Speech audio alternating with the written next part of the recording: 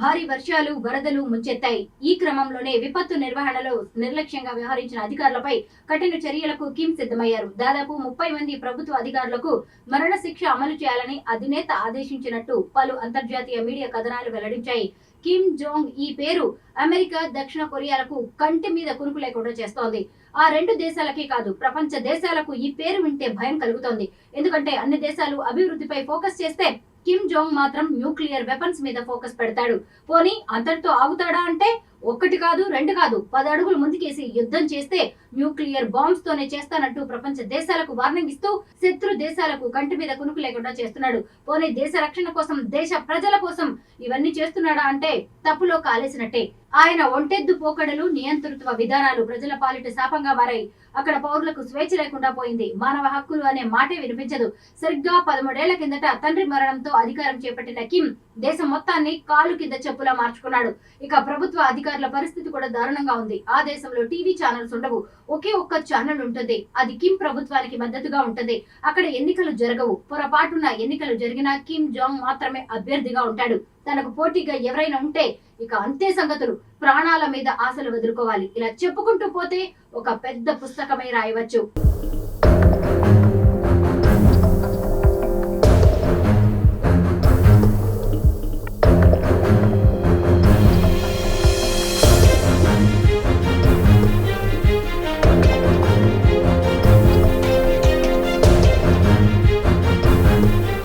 విచిత్రమైన నిబంధనలు, కట్టుబాట్లతో ప్రజల వ్యక్తిగత ఇష్టాలను సైతం ఆయనే నిర్ణయిస్తారు. ఏం తినాలి, ఎలాంటి బట్టలు వేసుకోవాలనేది నియంతే శాసిస్తారు. కఠినమైన ఆంక్షలతో పాటు చిన్న చిన్న తప్పిదాలకే దారుణమైన శిక్షలు విధిస్తూ ఉంటారు. ఇటీవల ఉత్తర కొరియాను భారీ వరదలు ముంచెత్తాయి. ఈ క్రమంలోనే విపత్తు నిర్వహణలో నిర్లక్ష్యంగా వ్యవహరించిన అధికారులపై కఠిన చర్యలకు కిమ్ సిద్ధమయ్యారు. దాదాపు 30 మంది ప్రభుత్వ అధికారులకు మరణశిక్ష అమలు చేయాలని అధినేత ఆదేశించినట్టు పలు అంతర్జాతీయ మీడియా కథనాలు వెల్లడించాయి. వరదల సమయంలో ప్రాణ నష్టాన్ని నివారించడంలో విఫలమయ్యారన్న సాకుతో ఉరి తీయడానికి కిమ్ సిద్ధమైనట్టు సమాచారం. అవినీతి, విధుల్లో నిర్లక్ష్యం వంటి కారణంతో 30 మంది ప్రభుత్వ అధికారులకు గత నెలలో మరణశిక్ష విధించినట్టు దక్షిణ కొరియా మీడియా వెల్లడించింది. ఆ తర్వాత కొద్ది రోజులకే వీరికి శిక్షను అమలు చేశారు. అయితే ఉరి శిక్షల అమలు వార్తలపై ఎలాంటి అధికారిక ప్రకటన లేదు. ఆ అధికారులు ఎవరన్న వివరాలు కూడా బయటకు రాలేదు. ఈ శిక్ష పడిన వారిలో Chagang province provincial party committee secretary Kang Bong Hoon కూడా ఉన్నట్టు తెలుస్తోంది. వరదల సమయంలో అత్యవసర సమావేశాన్ని ఏర్పాటు చేసిన కిమ్ హూన్ ను విధుల నుంచి తొలగిస్తూ ఆదేశాలు జారీ చేశారు. దీంతో ఆయనకు శిక్ష పడి ఉండవచ్చని సదరు కథనాలు అభిప్రాయపడ్డాయి.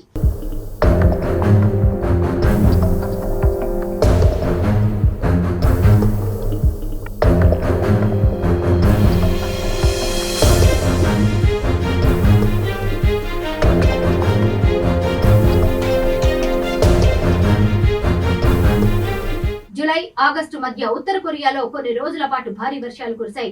దీంతో వరదలు, కొండ చర్యలు విరిగిపడి అనేక గ్రామాలు కొట్టుకుపోయాయి.